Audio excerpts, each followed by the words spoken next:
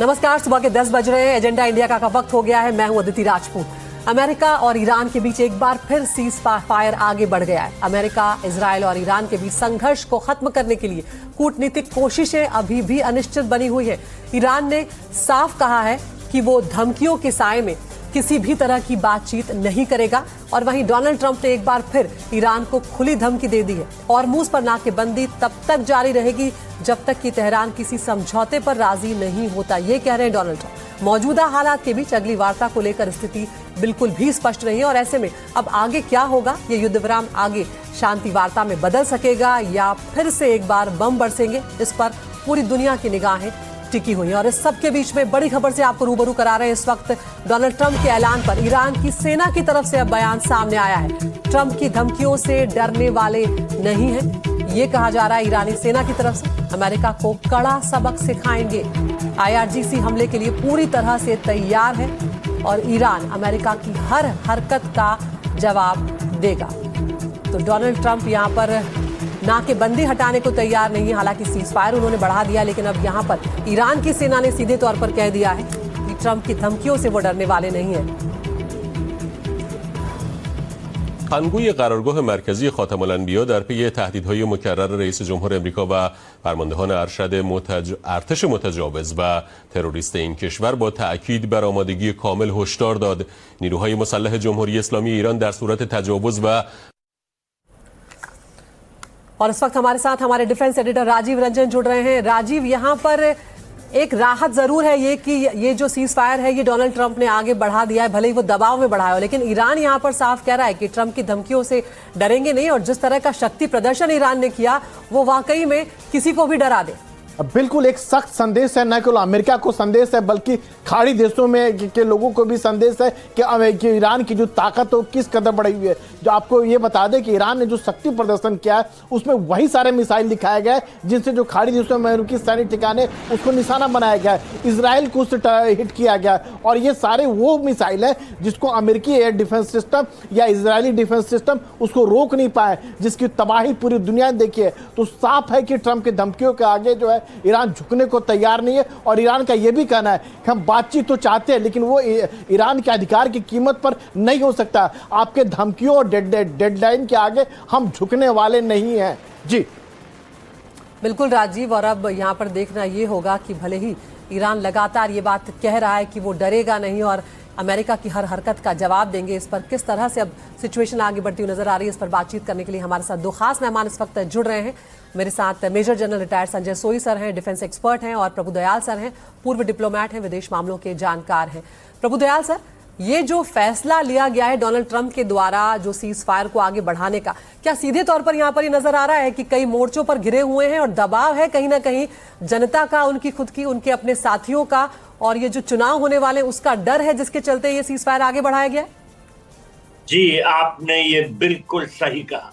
Donald Trump जो है अब इस लड़ाई से बाहर निकलने का रास्ता ढूंढना चाहते हैं क्योंकि उन पे इलेक्शंस का दबाव है जो अमेरिका में होने वाले हैं मिड टर्म, और उनकी पॉपुलैरिटी गिरती जा रही है। उनके अपने एडमिनिस्ट्रेशन के लोग उनको ये सलाह देते हैं कि आप इस लड़ाई से निकलिए, लेकिन अगर वो ऐसा करें कि लगे अमेरिकन को कि इन्होंने तो हार मान लिए, वो भी उनके लिए अच्छा नहीं होगा। तो इसीलिए वो एक ऐसी कॉम्प्लिकेटेड पॉलिसी फॉलो कर रहे हैं कि एक तरफ तो सिग्नल दे रहे हैं कि वो इस युद्ध को खत्म करना चाहते हैं, उन्होंने सीज फायर को आगे तक एक्सटेंड कर दिया, परमानेंटली एक्सटेंड कर दिया, लेकिन ये भी कहा कि ये तब तक एक्सटेंड रहेगा जब तक ईरान हमको प्रपोजल ना दे एंड करने के वॉर को। अब ये प्रपोजल कैसे होगा, क्योंकि उन्होंने तो नेवल ब्लॉकेड लगाई हुई है और ईरान ने ये कहा है कि नेवल ब्लॉकेड का मतलब एक्ट ऑफ वॉर है। अब देखिए, एक बहुत अहम बात यह है कि ईरान में जो इंपॉर्टेंट डिसीजंस इस युद्ध के संबंध में लिए जा रहे हैं वो वहां की सिविलियन गवर्नमेंट नहीं ले रही है, वो वहां की आईआरजीसी ले रही है, बिकॉज ये वॉर सिचुएशन है और इस सिचुएशन को कैसे हैंडल करना चाहिए इसको आईआरजीसी ज्यादा अच्छी तरह जानते हैं बनस्पत सिविलियन गवर्नमेंट के। तो चाहे पेजेश्कियान साहब या उनके सलाहकार, फॉरेन मिनिस्टर कोई भी कहे कि अमेरिकन के साथ बातचीत आगे करनी चाहिए, लेकिन IRGC इस बात पे अड़ी हुई है कि जब तक अमेरिकन नेवल ब्लॉकेड नहीं हटाते वो बातचीत के लिए आगे नहीं आएंगे। तो इसमें कोई आगे बढ़ने के निशान कुछ अंदेशे नहीं आ रहे हैं सामने, और ऐसा लग रहा है कि ट्रंप साहब कोशिश करते रहे कि वो इस युद्ध को खत्म करेंगे और वो प्रपोजल दे और ईरान हमको, लेकिन सही बात है कि अगर ये नेवल ब्लॉकेड लगा रहेगा तो इस बात में कोई आगे बढ़त नहीं। बिल्कुल।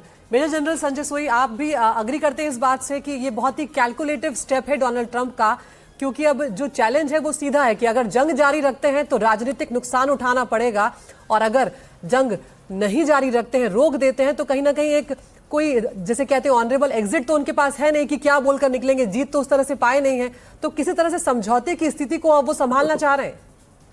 बिल्कुल अदिति जी, ऐसा है, दो तीन बातें हैं। बिल्कुल जैसे मैनेजर साहब ने बोला, बिल्कुल मैं उस चीज से इत्तेफाक रखता हूँ कि एक तो उनकी पॉपुलैरिटी कम होती जा रही है। आज एनबीसी सर्वे के अनुसार 37% उनकी पॉपुलैरिटी रह गई है, जो सबसे लोएस्ट है।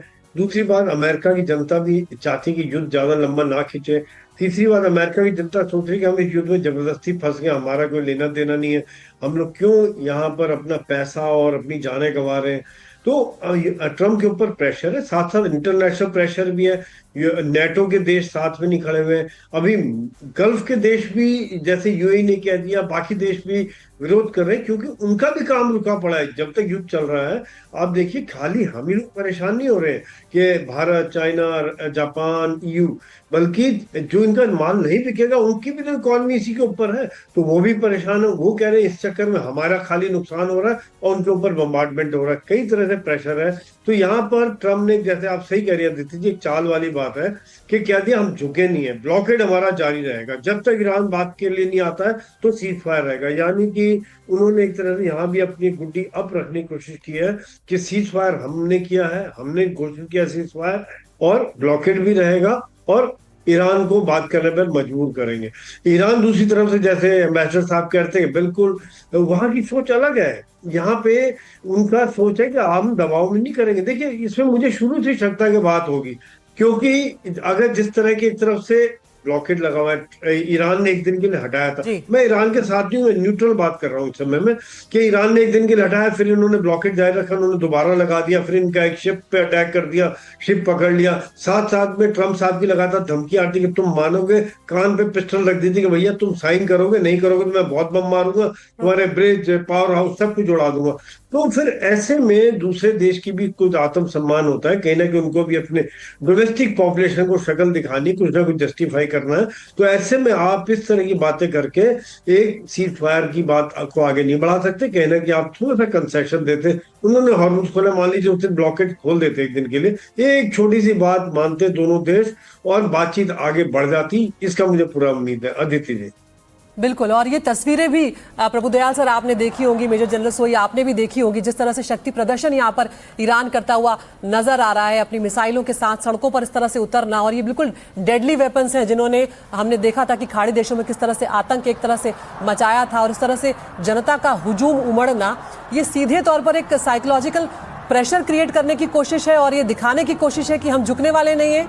प्रभुदयाल सर जी बिल्कुल, ये यही संकेत देता है कि ईरान की जो सरकार है अब ये कह रही है कि आप जितनी कोशिश करें हम झुकने वाले नहीं हैं, और ये जो बड़े बड़े हथियार दिखाए गए हैं इससे खाड़ी अरब देशों में जरूर काफी मुश्किलात पैदा हो रहे हैं, क्योंकि उनको लग रहा है कि अगर ये अटैक इन पे हुआ तो इन्हीं मिसाइल से होगा, और ये मिसाइल वॉशिंगटन डीसी या न्यूयॉर्क को ना अटैक करें, लेकिन ये खाड़ी अरब देशों पे जरूर अटैक कर सकते हैं, तो वो टारगेट वही हो जाएंगे। तो लगता है कि हर तरह से ईरान की जो स्ट्रैटेजी है वो इस बात पे बेस्ड है कि जितना भी प्रेशर डिप्लोमेटिकली अमेरिका पे लगाया जा सके युद्ध को खत्म करने के लिए, वो लगाएगा। और ये मिसाइल्स का प्रदर्शन, इस तरह का पावर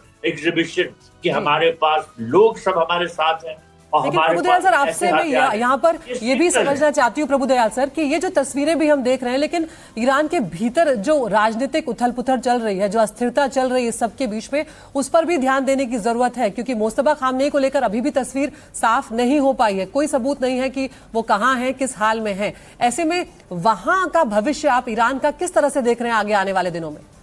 देखिए, जो ईरान में ऑपोजिशन है, सिविलियंस की, जो जनता पे एक एक्सपेक्टेशन थी ट्रम्प की कि वो जनता सड़कों पे आ जाएगी, और अगर अमेरिका ने बम अटैक्स किए तो जनता प्रेशराइज करेगी गवर्नमेंट को कि वो घुटने टेक दे और एक तरह का रिजीम चेंज हो जाए।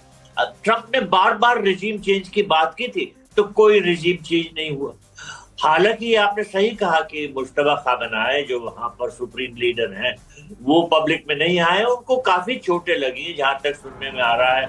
वो इंटेंसिव केयर में है, उनको पूरी मेडिकल अटेंशन दी जा रही है। लेकिन जैसा मैंने पहले कहा था, देखिए, कंट्रोल तो पूरा डिसीजन मेकिंग के संबंध में IRGC के हाथ में, और ऐसा तो होना ही चाहिए। देखिए, लड़ाई की स्थिति है, ये सिविलियन अथॉरिटीज ईरान में, उनके पास ये कैपेबिलिटी नहीं है कि वो डिसाइड कर सके कि आगे की स्ट्रैटेजी क्या होगी। वहां की IRGC डिसाइड करती है और वही कर रही है। बिल्कुल, और इस सबके बीच में एक और बड़ी खबर यहाँ पर आ रही है। डोनाल्ड ट्रंप ने जो सीज फायर का ऐलान किया है, उसे लेकर ईरान की तरफ से यहाँ पर बयान सामने आया है। सीज फायर का ऐलान ट्रंप की चाल है, ये ईरान की तरफ से कहा जा रहा है, और ट्रंप का सीज फायर बढ़ाना बेमतलब है। तो ये बड़ी बात यहाँ पर ईरान की तरफ से आ रही है। सीज फायर का ऐलान जो है उसे ट्रंप की चाल यहाँ पर ईरान बता रहा है, और कह रहा है कि ये जो सीज फायर बढ़ाया गया है, इसका कोई भी मायने नहीं है। मेजर जनरल संजय सोई, किस तरह से आप यहाँ पर देख रहे हैं ईरान का ये कहने के पीछे क्या वजह हो सकती है? क्योंकि सीज फायर तो के पक्ष में तो सभी को होना चाहिए। इस वक्त सबसे ज्यादा नुकसान तो ईरान का ही हुआ है, फिर ऐसे में सीज फायर को बेमतलब बताना ट्रंप के इस फैसले को, इसकी क्या पीछे वजह है, क्या संकेत है ये? बिल्कुल अदिति जी, ऐसा है कि सीज फायर का मतलब है कि अमेरिका ने बम्बार्डमेंट बंद कर दिया, लेकिन ब्लॉकेट जारी है, तो जिसको कहना चाहिए पार्शल सीज फायर कहा जाए। दूसरी बात ये दिखा रहा है कि दोनों देश कितना कम भरोसा करते हैं एक दूसरे के ऊपर। भरोसे के नाम पे मेरे ख्याल से इस समय में जो सिचुएशन है वो माइनस में है, कहीं पर भी भरोसा जीरो है, और यही कारण है कि अभी तक कोई बातचीत आगे नहीं बढ़ पाई, एक भी शर्त पर राजी नहीं हुए। मैं तो ये कहता हूँ, कभी कभी क्या होता है कि बातचीत लंबी करने के लिए जैसे नेगोशिएशन होता है, तो एक छोटी सी बात मान लेते हैं, फिर अगली बार कहते हैं ठीक है बातचीत जारी रहेगी, 1 महीने बाद मिलेंगे, 15 दिन बाद मिलेंगे, फिर एक बात मान ली।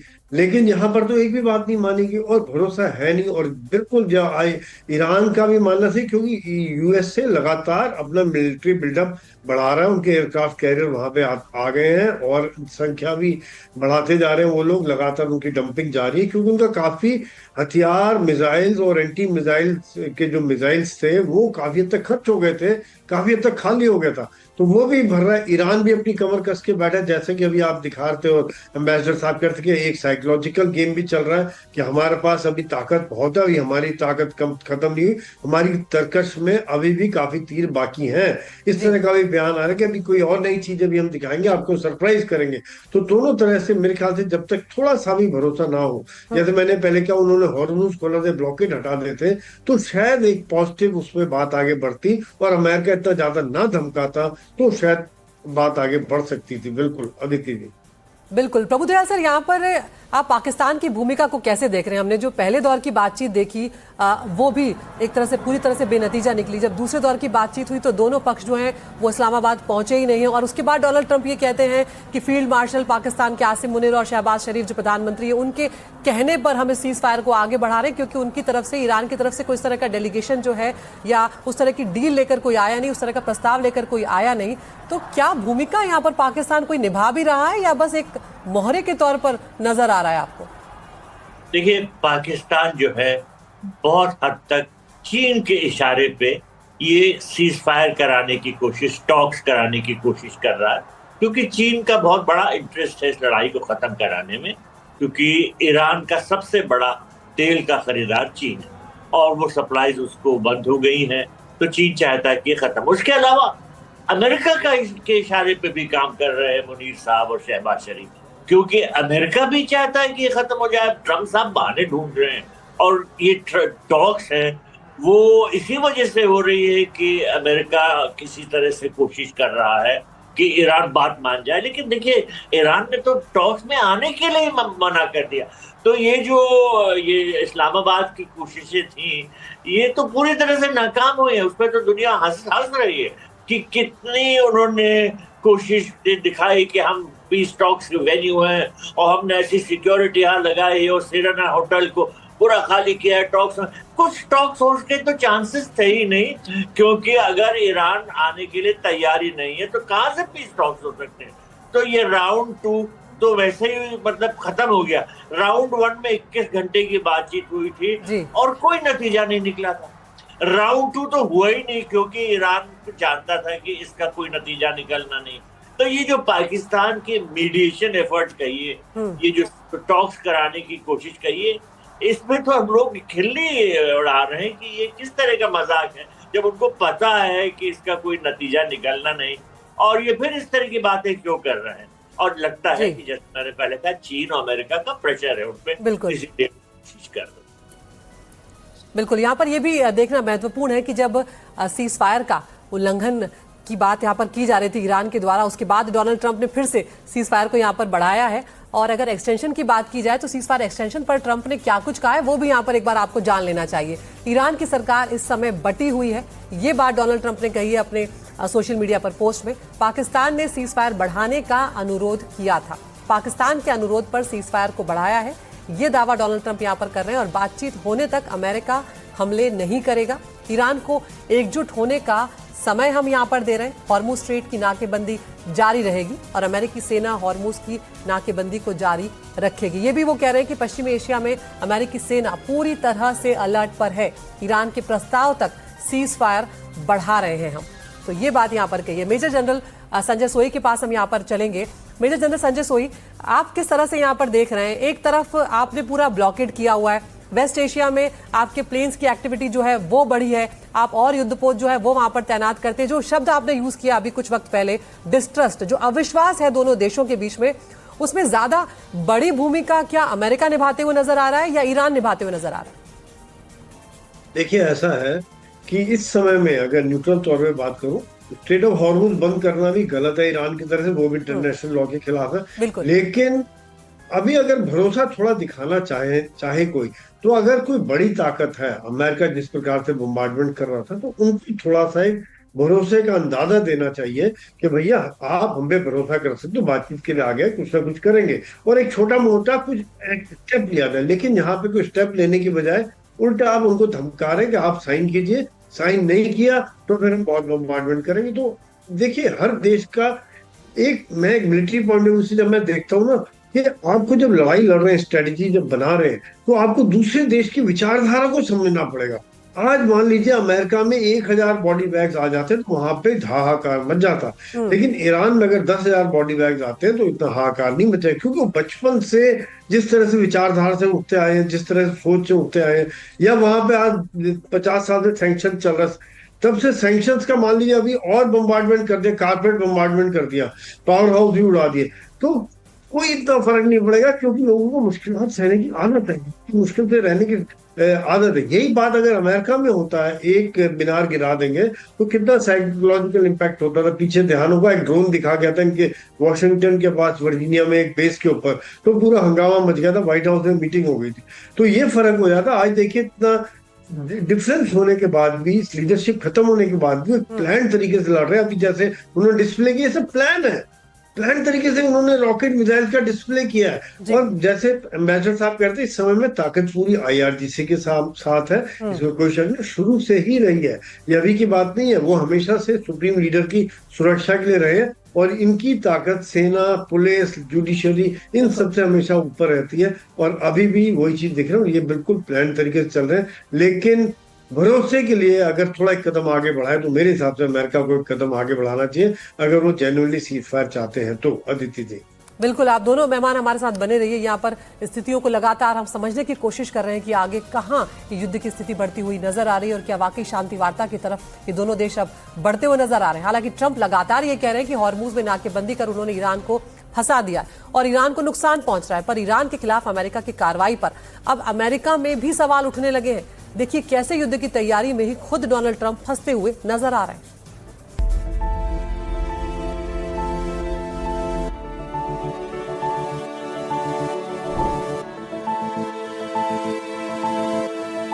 ईरान से युद्ध में ट्रंप बुरी तरह फंसे नजर आ रहे हैं।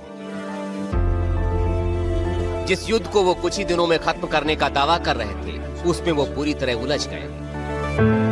ईरान से युद्ध विराम पर अभी पूरी तरह से बात भी नहीं बन पाई।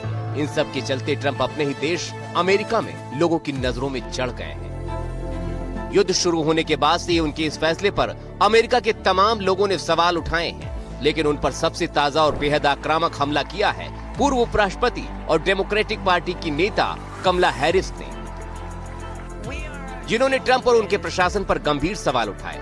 कमला ने ट्रंप के प्रशासन को सबसे भ्रष्ट प्रशासन कह डाला। कमला हैरिस ने कहा वो संयुक्त राष्ट्र अमेरिका के इतिहास के सबसे भ्रष्ट, संवेदनहीन और अक्षम राष्ट्रपति प्रशासन का सामना कर रही हैं। ट्रंप ने उन्हें एक ऐसे युद्ध में धकेल दिया है जिसे अमेरिकी जनता नहीं चाहती। कमला ने ट्रंप को उनके दामाद और नेतन्याहू की दोस्ती पर भी घेरा।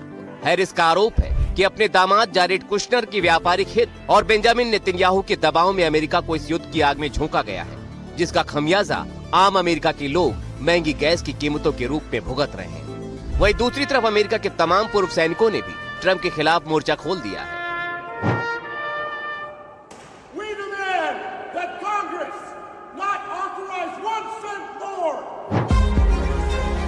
ये देखिए, ये वॉशिंगटन के कैपिटल हिल में जुटे पूर्व अमेरिकी सैनिक हैं, जो वर्दी में ट्रंप के युद्ध वाले फैसले का विरोध कर रहे हैं। इनके हाथों में बैनर हैं, जिन पर साफ साफ लिखा हुआ है कि हम दूसरा युद्ध नहीं झेल सकते, हमें युद्ध नहीं चाहिए। इस दौरान प्रदर्शनकारी सैनिक हाथों में गुलाब का फूल भी लिए नजर आए। वर्दी पहने इन सैनिकों का कहना है कि वो एक अंतहीन युद्ध का हिस्सा नहीं बनना चाहते और ट्रंप प्रशासन सैन्य ताकत का गलत इस्तेमाल कर रहा है। ये तो ताजा तस्वीरें हैं। युद्ध शुरू होने के बाद उनकी पार्टी के अंदर भी कट्टर समर्थक रही मार्जोरी टेलर ग्रीन्स ने ट्रंप के फैसले पर सवाल उठाए थे। ट्रंप की ईरान को दी गई धमकियों को लेकर डेमोक्रेटिक नेता चक शूमर ने भी ट्रंप की मानसिक स्थिति पर सवाल उठाए थे। कुछ डेमोक्रेटिक सांसदों ने तो ट्रंप को हटाने के लिए अभियान चलाने की भी मांग कर डाली थी। अब सवाल ये उठता है कि ट्रंप प्रशासन के लिए इसके मायने क्या है। नवंबर 2026 में अमेरिका में मध्यावधि चुनाव होने हैं। अगर ईरान के साथ युद्ध खिंचता है और घरेलू विरोध इसी तरह बढ़ता रहा तो ट्रंप की रिपब्लिकन पार्टी को संसद में बड़ा नुकसान हो सकता है। यदि ये लंबे समय तक ये बाधित रहता है तो ऐसे में पूरे विश्व की एनर्जी सप्लाई चेन्स गहरे तरीके से प्रभावित होंगी और ये जो इंटरनेशनल वाटर्स पर इस तरीके का ब्लॉकेड करना और अमेरिका के द्वारा एक काउंटर ब्लॉकेड भी किया गया है, तो ऐसे में ये पूरे विश्व की ऊर्जा के संकट को बढ़ाएगा। क्या ट्रंप इस घरेलू चक्रव्यूह को तोड़ पाएंगे या ईरान की आग उनके अपने ही राजनीतिक करियर को झुलसा देगी? इसका डर ट्रंप को भी कहीं न कहीं जरूर होगा। Bureau report, NDTV India. और दोनों मेहमान हमारे साथ यहाँ पर बने हुए हैं, किस तरह से डोनाल्ड ट्रंप फंसते हुए नजर आ रहे हैं ये भी हमने देखा। प्रभुदयाल सर, अब यहाँ पर ये भी समझना जरूरी हो गया है कि चीन की भूमिका जंग की शुरुआत में जैसी थी, जंग के आखिर में आते आते अब जब तक पिछली बार जो हुआ तब तक हम देखें तो बदलती हुई यहाँ पर नजर आई है। पहले चीन पीछे था, पर्दे के एक तरह से कहा जाएगा, लेकिन अब धीरे धीरे बाद में ऐसा लगा कि पर्दे के आगे आ रहा है, सामने से अब चीन जो है वो ईरान को समर्थन करते हुए नजर आ रहा है। आप किस तरह से इसे आंक रहे हैं और क्या ये भी एक बहुत बड़ी वजह रही है डोनाल्ड ट्रंप पर दबाव बढ़ाने की? देखिए, चीन ने पर्दे के पीछे से पहले ईरान की सहायता करने की कोशिश की थी कई तरह से। उन्होंने कुछ वेपन्स तो वैसे मिसाइल वगैरह नहीं दिए, लेकिन बहुत सी इंटेलिजेंस शेयरिंग हुई थी और कुछ ऐसी चीजें दी चीन ने ईरान को जिससे ईरान के लड़ने की जो क्षमता थी वो बढ़ गई। अब इस लड़ाई से चीन को नुकसान जरूर हो रहा है, क्योंकि जैसा मैंने पहले भी कहा था, चीन सबसे बड़ा खरीदार है ईरान के ऑयल का और चीन चाहता है कि उसके ऑयल सप्लाईज बंद ना हो और इन ऑयल सप्लाईज पे जरूर कुछ नेगेटिव इफेक्ट हो रहा है, तो चीन चाहता है कि ये अंत हो और इसीलिए वो पुश कर रहा है कि ये पीस टॉक्स हो जाए।